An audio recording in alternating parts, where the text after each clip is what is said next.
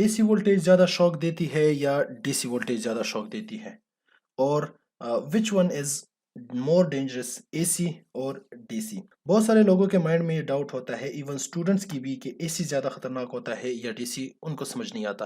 लेकिन जिनको समझ आता है कि विच वन इज मोर डेंजरस, उनको ये पता नहीं होता कि ऐसा क्यों होता है। एसी अगर ज्यादा डेंजरस है तो वो क्यों, अगर डीसी ज्यादा डेंजरस है तो वो क्यों। इंशाल्लाह आज ये वीडियो देखने के बाद आपका ये डाउट कंप्लीटली खत्म हो जाएगा। तो वीडियो को ज्यादा लंबा नहीं करते, let's start. Hey there. Subscribe to my channel. And also press this bell icon. Video start करने से पहले आई एम वार्निंग यू कि एसी भी खतरनाक है और डीसी भी। अगर वोल्टेज ज्यादा है तो दोनों शॉक देती है, सिर्फ शॉक ही नहीं किल करवा सकती है। So be aware when you touch naked wires. हमारा ये वीडियो है about which one is more dangerous, मतलब ज्यादा खतरनाक कौन सा है, एसी वोल्टेज या डीसी वोल्टेज, और जो खतरनाक है वो क्यों खतरनाक है। मैं दो तरीकों से समझाऊंगा, एक लॉजिकल आंसर है और एक साइंटिफिक आंसर है जो कि रियल आंसर है, वो समझाऊंगा। लॉजिकल आंसर देने से पहले हमें पता होना चाहिए nature of AC and DC, कि एसी क्या होता है और डीसी क्या होता है। करंट के टू नेचर्स होते हैं, AC which is alternating current और DC which is direct current. ठीक है, तो सबसे पहले हम देखते हैं एसी करंट को, जो कि है अल्टरनेटिंग करंट। एसी करंट में यह होता है कि उसमें फ्लक्चुएशन होती है। फ्लक्चुएशन का मतलब क्या है कि एक साइकिल में यहां से इस पॉइंट से लेकर इस पॉइंट तक करंट की डायरेक्शन एक होती है, फिर इस पॉइंट से लेकर इस पॉइंट तक यहां पर इसकी साइकिल रिवर्स हो जाती है।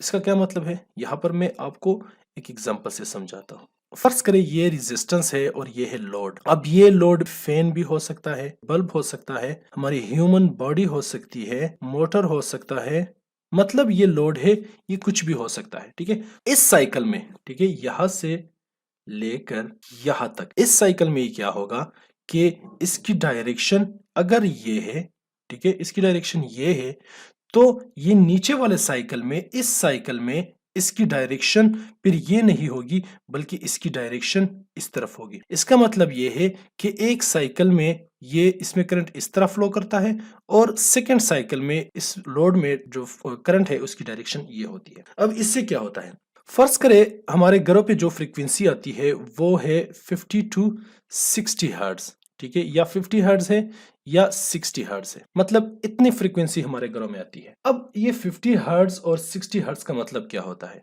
यहां से लेकर, देखो इस पॉइंट से लेकर इस पॉइंट तक ये जो एक साइकिल है, अगर हमारी फ्रीक्वेंसी 50 हर्ट्ज है तो इसका मतलब कि ये साइकिल एक सेकंड में 50 टाइम रिपीट हो रहा है। और अगर 60 हर्ट्ज है, 60 हर्ट्ज फ्रीक्वेंसी है, तो ये साइकिल 60 टाइम्स रिपीट हो रहा है एक सेकंड में। इसको हम यहां से भी देख सकते हैं। अगर ये वायर है, ये अब वायर है, इलेक्ट्रिकल वायर, ठीक है, जो कि बना होता है एल्यूमिनियम, कॉपर या जो भी आप कह लें, और ये रेड डॉट जो है ये है इलेक्ट्रॉन। ठीक है, तो अब एसी में क्या होता है, एसी में ये होता है कि इलेक्ट्रॉन वाइब्रेशन करता है, आगे जाता है, फिर बैकवर्ड, फिर फॉरवर्ड, फिर बैकवर्ड। तो इस तरह इसमें करंट फ्लो होता है एसी में।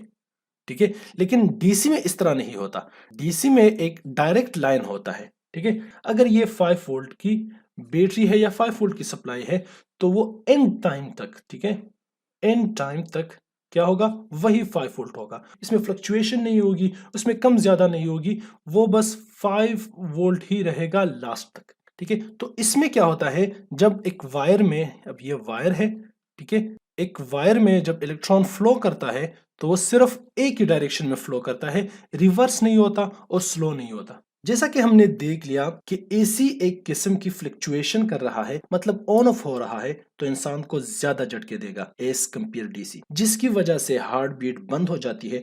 वजह यह होता है कि हार्ट की जो फ्रीक्वेंसी होती है वो डिस्टर्ब होती है और मसल स्टिमुलेट करती है, जिससे बॉडी अकड़ जाती है और हेंस हमारी मौत हो जाती है। डीसी भी इस तरह करती है, लेकिन DC as compare to AC बहुत कम डैमेज करती है। उसकी वजह यह है कि उसमें फ्लक्चुएशन नहीं होता। सो फर्स्ट रीजन जो मैंने आपको कहा कि एसी ज्यादा फ्लक्चुएशन करता है, डीसी भी खतरनाक है, इस तरह नहीं कि डीसी खतरनाक नहीं है, वो भी शॉक देती है, लेकिन एसी बहुत ज्यादा शॉक देती है और इसकी एक साइंटिफिक रीजन भी है, वो भी मैं आपको समझाऊंगा। लेकिन उससे पहले हमें पता होना चाहिए Ohm's law. According to Ohm's law, V is equal to I R. Voltage जो है वो बराबर है कि करंट कितना पास कर रहा है रेजिस्टेंस में। और इसमें अगर हम करंट देख ले, ये क्या है, ये है करंट, तो अगर हम इसमें करंट देख ले तो वो बराबर है V बाई आर। करंट जो है वो इनवर्सली प्रोपोर्शनल है रेजिस्टेंस का। ठीक है, इसका मतलब ये है कि रेजिस्टेंस जितना बढ़ेगा, the more resistance the less will be current. अगर रेजिस्टेंस ज्यादा होता है तो उसमें करंट जो है वो कम फ्लो करेगा। तो रेजिस्टेंस क्या है, इनवर्सली प्रोपोर्शनल है करंट का। ठीक है, ये आपको समझ आ गया। लेकिन सवाल ये है कि इसमें ओम्स लॉ की क्या जरूरत है। वेट, समझाता हूं। इंसान की जो बॉडी होती है उसके ऑर्गन्स ऐसे बिहेव करते हैं जैसे इसमें रेजिस्टेंस हो, कैपेसिटेंस हो। ठीक है, और वो भी कनेक्टेड हो पैरेलल में। ह्यूमन बॉडी जब उसमें करंट फ्लो करता है तो वो बिहेव करता है एज ए सर्किट।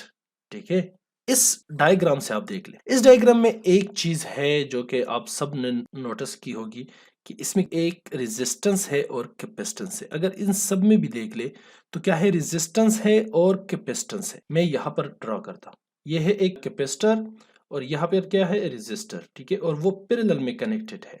क्योंकि यहाँ पर करंट फ्लो करता है, ठीक है, तो इसके रास्ते में क्या आ रहा है, रेजिस्टेंस। हमें पता होना चाहिए कि जब दो रेजिस्टेंस पैरेलल में कनेक्टेड हो तो उसका इक्विवेलेंट होगा 1 divide by R1 plus 1 divide by R2। इसका मतलब क्या होता है, आसान अल्फाज में अगर मैं समझाऊं तो इसका मतलब ये होता है कि अगर इसका 1 ओम रेजिस्टेंस है और ये है, इसका कितना भी बड़ा हो कोई फर्क नहीं पड़ता। मैं यहां पर करता हूं कि ये अगर 1000 ओम हो, ओम रेजिस्टेंस का यूनिट है, तो यहां पर जो इक्विवेलेंट रेजिस्टेंस होगी या इंपीडेंस होगी, क्योंकि हर कैपेसिटेंस का अपना एक इंपीडेंस होता है जिसको हम डिनोट करते हैं एक सी से। ठीक है, तो इसका भी अपना एक इंपीडेंस होगा, वो मैंने लेट सपोज कर दिया 1 ओम और ये कर दिया 1000 ओम। तो यहां पर जो रेजिस्टेंस होगी इक्विवेलेंट वो लेस देन 1 ओम।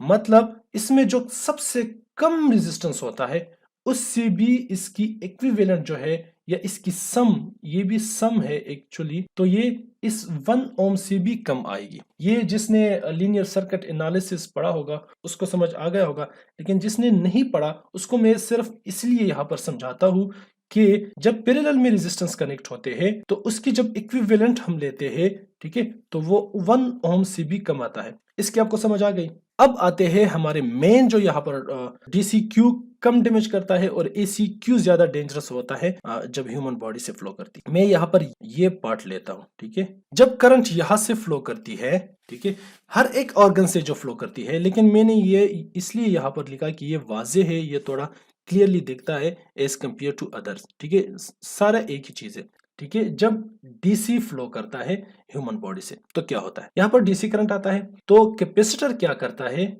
Capacitor blocks DC current. वो कैपेसिटर क्या करता है, डीसी करंट को ब्लॉक करता है। तो यहां पर जो डीसी करंट है वो नहीं जाएगा और सारा का सारा डीसी करंट यहां पर आएगा इस रेजिस्टेंस में। अब फर्ज करें ये रेजिस्टेंस जो है, फर्ज करें ये रेजिस्टेंस है 100 ओम, तो सारा का सारा जो करंट है वो इस 100 ओम से क्या करेगा, फ्लो करेगा। तो इसके रास्ते में अब क्या है, 100 ओम का रेजिस्टेंस है डीसी के केस में। ठीक है, अब आते हैं एसी में। एसी के केस में क्या होता है कि कैपेसिटर एलो करता है एसी करंट। ठीक है, तो इसका मतलब ये है कि यहां पर जो एसी करंट आ रहा है, ठीक है, इस सर्किट में या इस बॉडी में, तो क्या होगा कि उसके रास्ते में अब सिर्फ ये रेजिस्टेंस नहीं बल्कि ये कैपेसिटर भी आ रहा है। तो इससे क्या होगा कि यहाँ पर जो कैपेसिटर का इम्पीडेंस है वो बहुत ज्यादा कम होता है। ठीक है, मतलब ये 100 ओम से भी कम होता है। मैं यहाँ पर लिख लेता हूँ, लेट्स सपोज इसका क्या है 50 ओम्स। ये मैं जस्ट एग्जांपल के लिए ले रहा हूं, ताकि हमारा ये टॉपिक नहीं है कि कैपेसिटेंस का कितना रेजिस्टेंस होता है, वो किस तरह कैलकुलेट होता है, वो नहीं है। हमारा जो मेन टॉपिक है वो है कि एसी ज्यादा डेंजरस है या डीसी। अब चूंकि एसी के सामने ये दोनों आता है तो इसके इक्विवेलेंट अब इस 50 ओम से भी कम होगा। मतलब एसी के केस में अब ये होगा कि यहां पर जो रेजिस्टेंस सामना करेगी करंट का, एसी करंट का, लेस देन 50 ओम्स होगा। चूंकि रेजिस्टेंस कम हो रहा है, यहां पर रेजिस्टेंस 100 ओम थी तो यहां पर रेजिस्टेंस कम हो गई, तो इस वजह से क्या होगा कि यहां पर ज्यादा करंट फ्लो करेगा। ठीक है, तो इसका मतलब ये है कि अगर 1 मिली एम्पियर करंट, ठीक है, अगर 1 मिली एम्पियर करंट यहां से पास होगी डीसी में, तो यहां पर डीसी में ज्यादा रेजिस्टेंस का सामना करेगी। लेकिन अगर वही 1 मिली एम्पियर पास होगी एसी इसी सर्किट से, तो यहां पर फिर उसको कम रेजिस्टेंस का सामना करेगी और ज्यादा करंट फ्लो होगा। ठीक है, इसकी समझ आ गई? तो इस वजह से एसी ज्यादा डेंजरस है डीसी से। अगर कोई आपसे पूछे कि एसी ज्यादा खतरनाक होती है या DC, then your answer should be AC. लेकिन अगर रीजन पूछे तो क्लियर कट और सिंपल आंसर दे दे कि चूंकि human body can be modelled as capacitor, और हमें पता है कि कैपेसिटर ब्लॉक करता है डीसी करंट को, तो ज्यादा रेजिस्टेंस का सामना करके करंट कम हो जाता है। लेकिन उसके बरक्स अगर उतना ही एसी वोल्टेज पास हो तो वो ज्यादा डैमेज करेगा, क्योंकि कैपेसिटर एलो करता है एसी करंट को। यहाँ पर एक चार्ट है जिससे आप अंदाजा लगा सकते हैं कि कितना अमाउंट ऑफ करंट या कितना amount of electricity human body को कितना इफेक्ट करता है।